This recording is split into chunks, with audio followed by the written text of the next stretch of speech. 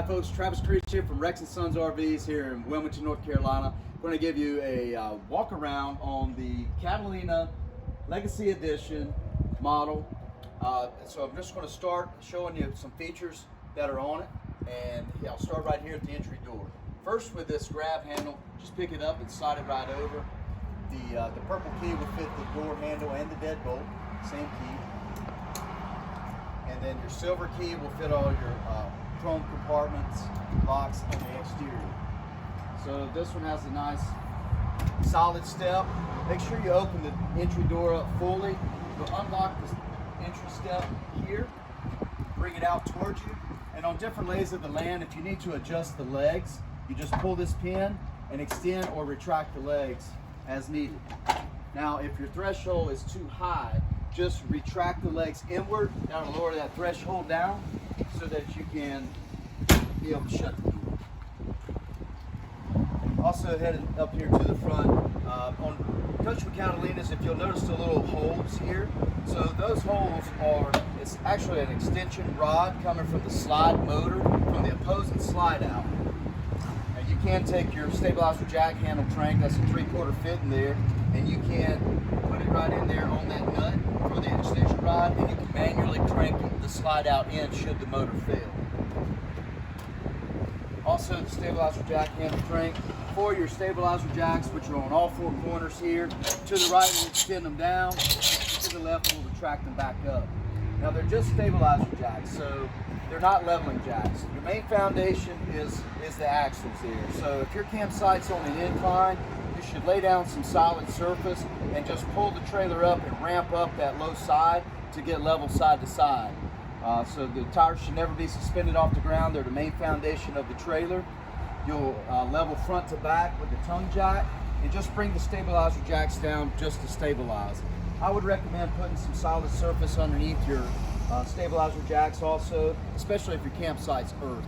Keep in mind kind of the short stocky idea, so the least your stabilizer jacks are extended, the more stable they'll be. If they're straight down, they still could be a little top wobble. So build your foundation down with some accessories there, solid surface. The electric tongue jack here, just up and down, has a convenience light here for hooking up or disconnecting at night. There is a manual override for the slide motor. Should the motor fail, you could just take the handle, which is comes with the unit inside. You can manually crank this jack up or down should the motor fail. Also, this jack does have an inline fuse going to it here. This fuse is wired straight to the battery. So just check the fuse first, make sure that's good before you would go manually overriding it. I would recommend covering up this jack, tongue jack, to prolong the life of the motor and also the switches. I would also bring in your 7-way plug, which goes into the vehicle, and I would go ahead and wrap that into that cover also and help protect you on corrosion on your 7-way plug. The 7-way plug goes into the vehicle. Now, when you have a good charge line on the vehicle, when it's running, it will send a charge back to the RV Marine Deep Cycle battery, which we install here at Rex & Sons in this weatherproof box. So that's one way that battery gets a charge. The other way is when you're plugged in to shore power, there's a converter. It'll send a trickle charge to that battery all the time. If you wanted the unit to be dormant, then this is the battery disconnect. As you see here, it's in the on position. Just turn it off. And if you were going to have it in storage, for example, you can take it off with you so no one can tamper with it. 20-pound LP cylinders here. We have them full of gas here at Rex & Sons. So right now I have this gas bottle on. Open it slowly but fully. Notice the regulator switch is pointing to this arrow over here. So this is the supply tank that you're drawing gas out of. I like to know that I'm a tank down, so I like to keep the reserve tank off. Therefore, when your cooktop and your range top doesn't fire up, then you know, you can come out here, you can check on this regulator switch. It has a green arrow or green letting you know that the status of the supply tank is full. It would be red if it was empty. You would just switch it over to the other side. Therefore, you could unscrew the wing nut here. This will relax, so you can unscrew the pigtail and take it and go get it filled up. If you would like for both bottles to be on, just leave them both on once the supply tank runs out of gas, it will automatically start pulling from the reserve tank. And then when you have an indication of you're out of gas, you're just out of gas.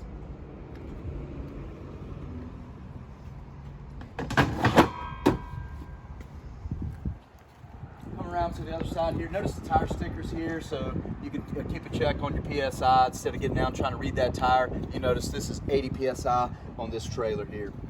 You have your exterior storage compartment here with the magnet baggage compartment holders here. And then your slide outs here. This unit has 3 slide outs on it. The freshwater tank fill is here. So this is where you'll stick your water hose here for a gravity fill and fresh water. The 12-volt demand pump is what will bring that water pressure up out of here. Draining that freshwater tank is located right up underneath here. You'll see the drain plug. It's got a blue and it's got a white cap on it. Just open that cap up and it releases the water for draining freshwater tank. Cable input would come right in here. And this model does have 2 different drains for water termination here. So this would be on the one gray tank, and then this would be the main here. So you have gray tank for the vanity sink and the shower, and then you have a black tank, which is here. This is the 3-inch valve here. So just pulling these gate valves here, gravity will drain it right out. You need to get you a sewer hose that will hook up just like this cap does here. It'll latch right on, and then the other side will go down to the drain station there. So gray lines you can leave open all the time if you like. It's just dirty soapy water on the full hookup. The black water tank though, you should keep those closed because you're using sanitation chemicals and biodegradable toilet paper. If you left that valve open, all your sanitation chemicals will flow right out. They have nothing to break your waste down. Therefore, keep the black tank valve closed until the end of your stay, or if you're going more of an extended stay, just drain it on a routine basis. There's a monitor panel inside to let you know the status from empty, 1/3, 2/3, and full. Every time you drain that black water tank, you do have a convenience here, the black tank flush. So this is where you can hook up a water hose here. After draining the sewage out, you can hook your water hose up here. It's a built-in little sprinkler head. It'll wash that black water tank out. I would do it every time after draining the black water tank. After you've completed that, then you'll close that black water valve back up, go inside, flush the toilet for about 30 seconds, build up some liquid foundation, drop your chemicals straight down into the toilet, and then you have the foundation ready to use the toilet again. You notice here, this is the Shoreline. This is the Shoreline that comes with this model, and it is a 50 amp service. It's just a quick stick it on and then twist to lock it in, and then you can thread it here. This is 50 amps. You can get an adapter, adapt it down or reduce it down to plug it into a 30 amp hookup. If you do that, you can only run 1 air conditioner at a time. On 50 amps, you can run everything in this unit. But on 30 amps, run 1 air conditioner at a time.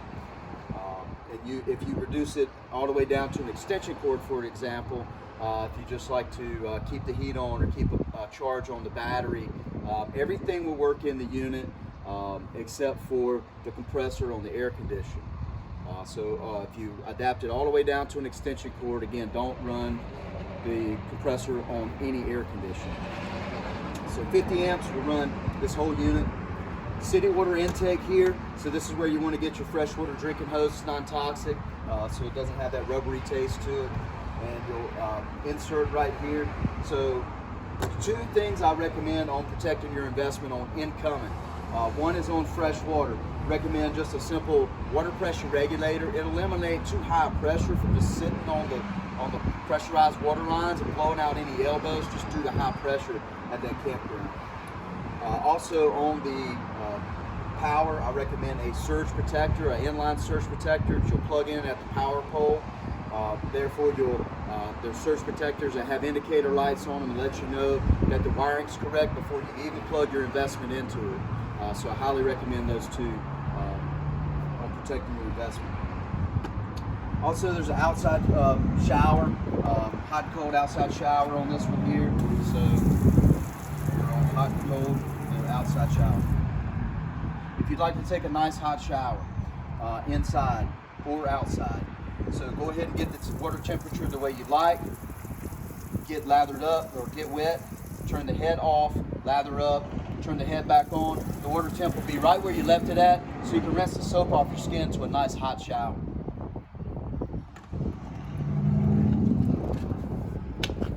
Continue on around to the outside. Most important maintenance on any camper is keeping a check on your exterior seals. So on the sides, you would use a clear silicone, outdoor silicone base. Just do a visual on it. If it looks dried and cracked, top it right off. Also on the rooftop, you go on the rooftop, everywhere where there's sealing, where the front wall meets the roof, and everywhere where you see there's been installments on, such as roof vents. And there'll be a lap sealant up there. So you want to use a type of lap sealant on that rooftop. Regular silicone is not going to stay bonded. But again, just do a visual check on it. If it looks dried and cracked, you'll just want to overlap it, and it'll self-level down. And that'll be your most important maintenance on any camper. Every 3 months will be your best practice. So every 90 days, once a quarter, check your exterior seals. This one has the rack on the back. So very simply, you can put up to 200 pounds on the rear rack. Also, if you want to lift it up for towing, then you just stick your quarter pins in here. Voila. Do not install any add-ons onto the bumper there. It would void the factory chassis warranty on the bumper. It would just stress it out too much, and it'll end up buckling. So don't do that. It does have a nice rack already installed on it. Coachmen Catalina also comes with a pre-wired for rear camera. So those cameras are really nice. The camera that it's pre-wired for is continuous, not just when you're backing up. So it's really, really nice. You can see both lanes on the highway before you're even changing lanes, and of course when you're backing up. It's a really nice convenience there on the Coachmen Catalina. Continuing around, you'll see other slide out manual override points. You see the low point drains are right here. This is for the pressurized water lines. The red is for the hot, and the blue is for the cold. So this is for taking winterizing precautions. You just open up those caps, it releases all the water out of the pressurized water lines, and then you can get ready for winterization. This is a nice leash link, tie down, and this is a TV cable or antenna output. So the input's on the other side. This is an output just like another room in the house. There's a receptacle here. The furnace has a hot exhaust coming on it, out on it here. It will have a hot exchange coming out. So don't set anything any closer than about a foot up against it, such as your lounge chairs. Just don't get that close up to it. Here's the water heater. So this water heater, you turn it on electric right here on the black toggle switch on the appliance. That's for the electric element. That's electric. There is a push to reset button on the electric side on the appliance. This model will also operate on propane gas. So it has a 12-volt spark ignition on propane. That button is inside on the control panel. I'll show you that. And so if you would like the quickest recovery time, so if you're plugged in at a campsite, you're running on electric there, but you have a house full and you're trying to turn over showers because you're trying to get ready to go somewhere, if you'll simply turn on that propane, turn it on gas, then gas will take over as most efficient. It'll be the quickest recovery time. That's the push to reset on the 12-volt side there. This is the drain plug for the water heater. So for taking winterizing precautions, you take this drain plug out, just leave the plug out for the remainder of the cold time. And a pressure relief valve here where you can make sure all that water comes out. Will have a hot exhaust on it if you're operating on propane gas, so just keep that in mind. Don't set anything up against it when it's operating on gas. You have a range vent right up here, so you just pop open those the plastic latches there, so when you're set up and ready to camp, So when you push that exhaust fan over the stove, it can exhaust out. But when you're storing or you're getting ready to tow, just make sure that you push those and close them back up for travel. So the awning is just a sunshade. So basically, if it's raining more than a light rain, you should go ahead and bring that awning in. If it's really windy, then bring the awning in. If no one's there to monitor the campsite, bring the awning in. You'll always have one to come back to. So again, it's just a nice sunshade, and that button is controlled right inside. So this completes the outside walk around here. So we'll come on inside and I'll show you some inside features. Okay, right inside here, as soon as you walk into the entry door, the fire extinguisher is right to the right of the entry door here. Now this is the what I call the control panel here. So here's where you'll find, this is your monitor panel. So you'll find your fresh water status, empty, 1/3, 2/3 full. So as you start to use the water in the tank, it'll decrease in lights.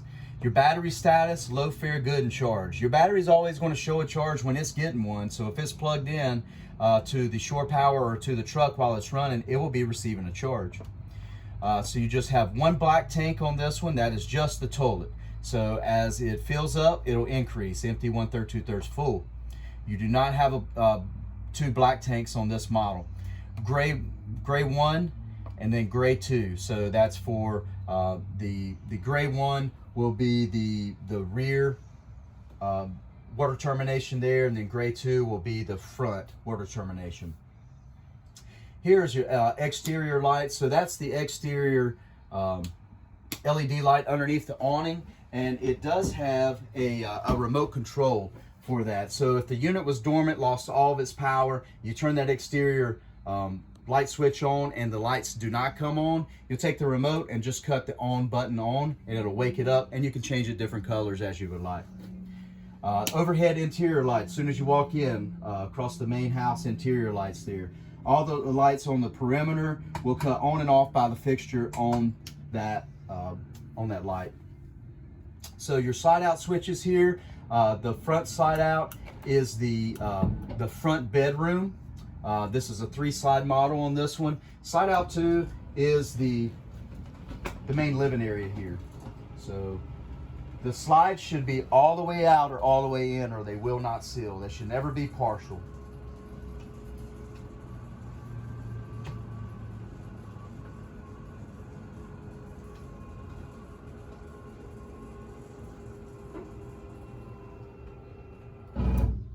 That sound that you hear is the indication that it is fully out.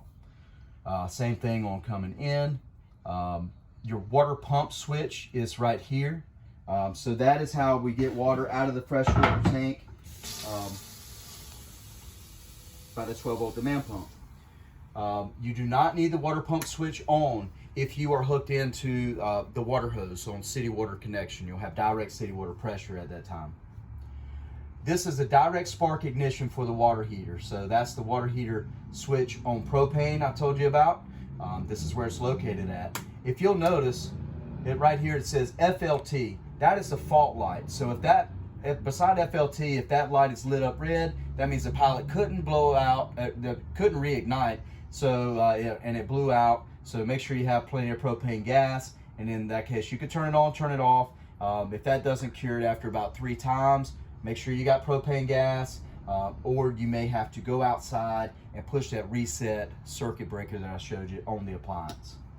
The awning switch is located right here also, so extend and retract back in. LP carbon monoxide leak detector is this black box down here. It's good to wake that up at least once a month, just performing a test. The smoke detector, 9-volt battery on the smoke detectors right here in front of the TV on this model. So a lot of spacious room in here and on this model with the jackknife sofa that makes down. Plenty of storage up underneath. You also have a cup holder or a don't touch me line. Your windows, just push up, pull down on the blinds, unlock, slide open.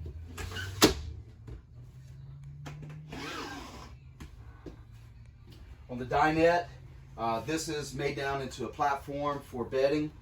So you just would fold the cushions flush over top. Now for putting it back into dinette table mode, just pick up on the table here. You'll grab your poles, stick them down into the bottom here, and then just place the table back on top.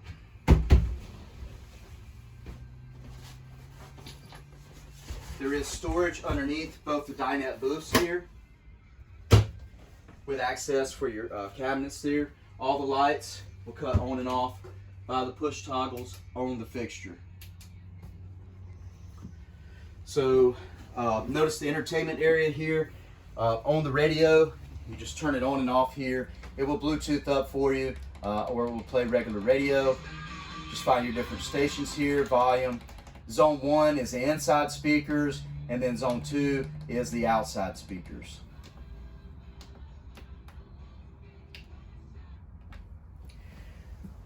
On the fireplace here, this is it's an electric heater with a pretty light. Okay, so you could turn it on with no heat.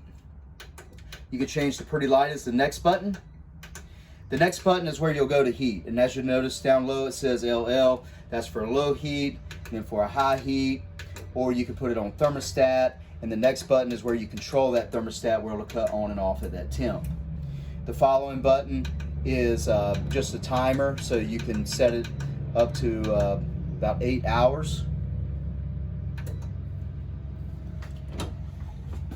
Remotes for the fireplace are here with the same buttons on them.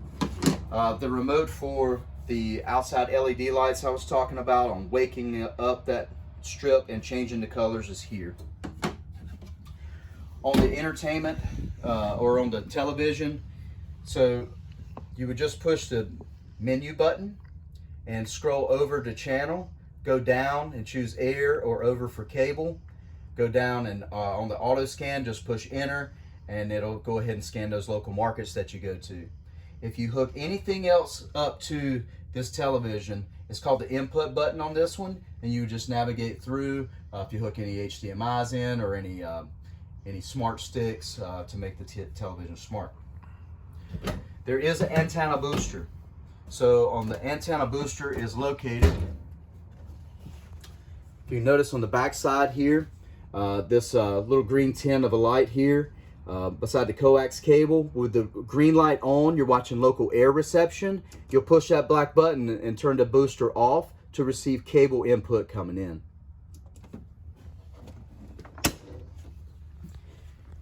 So in the kitchen area here, you have the light switch over the range top, you have your exhaust fan, you have regular microwave stuff here,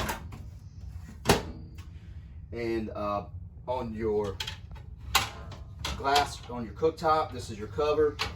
Just make sure you open that up. And for turning the range top on, just turn it on high. And then your sparker is on the left side, always clockwise. It's just an igniter for every range top. And you'll notice the diagram here will tell you which eye is cutting on. Make sure that the grill is cool before you bring your glass top back over.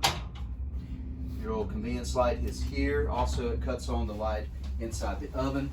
To light the oven, you would just simply push this into the pilot, hold the pilot switch on, and again with the igniter switch, it will ignite the pilot down low. Push and hold for about 20 seconds, and then you can preheat your oven where you need to.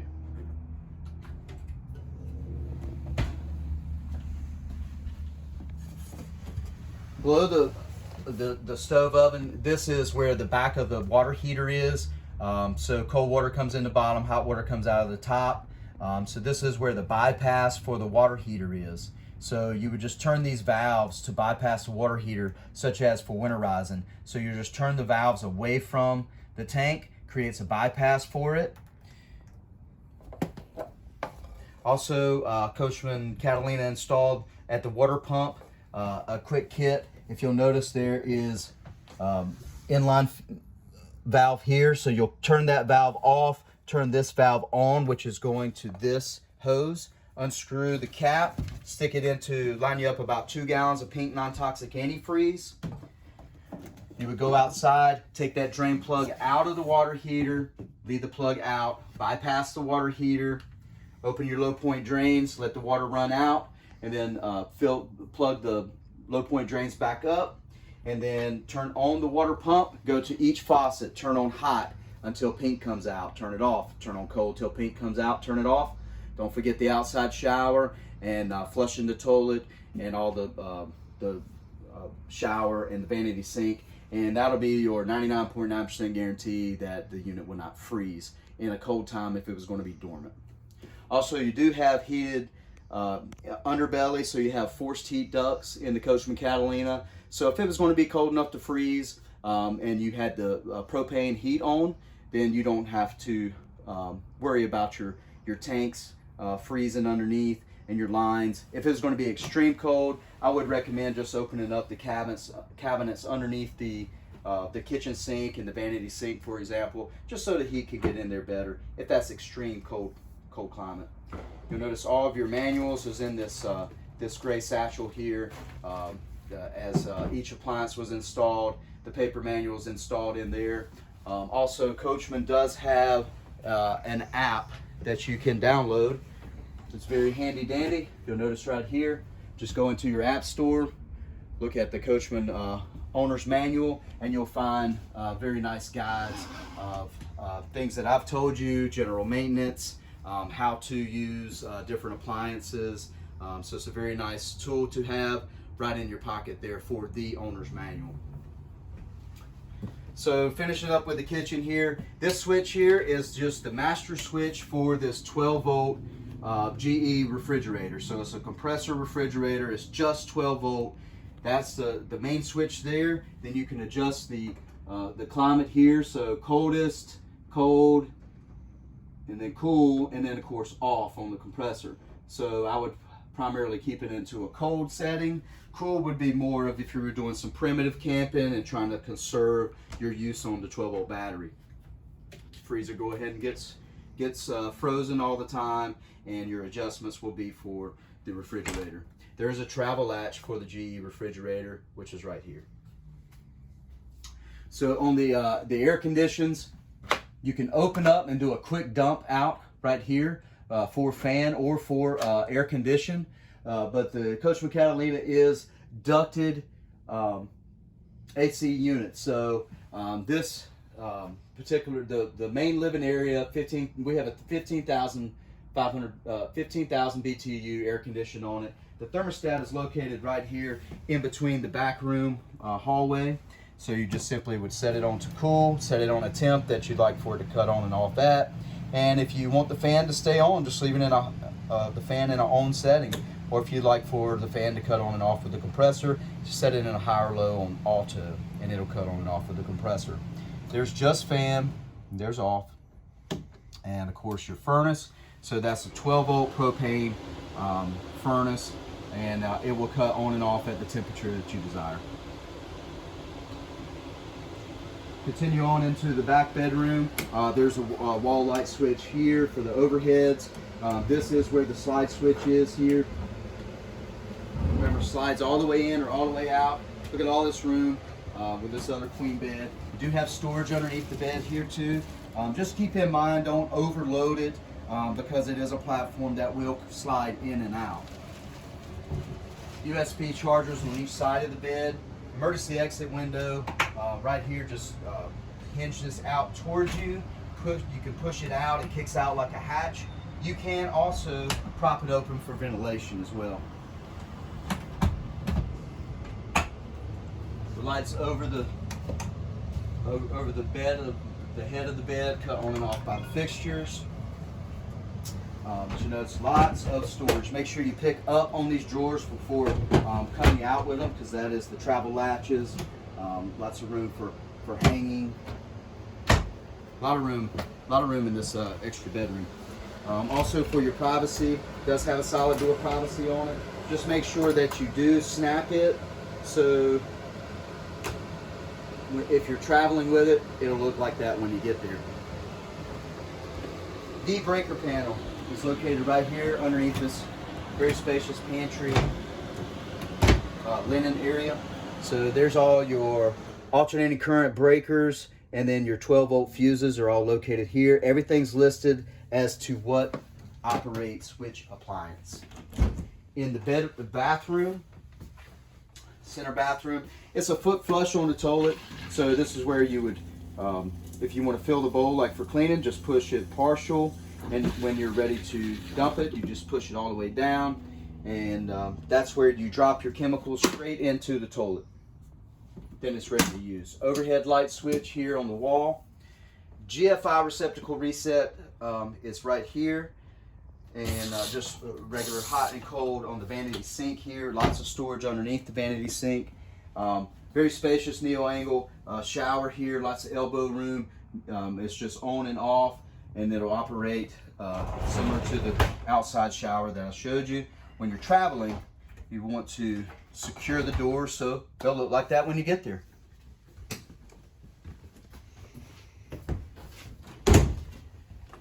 So all we have left is the front master bedroom. So as you walk in through the solid door, right to the left of it is the overhead light switch, and again the over bed area lights cut on and off by the push toggles. Now you do have the second air conditioner installed on this Catalina. It's a 13,500 BTU AC is what we put on this one, and it has the same type of controller. It just notice it only has cool or fan.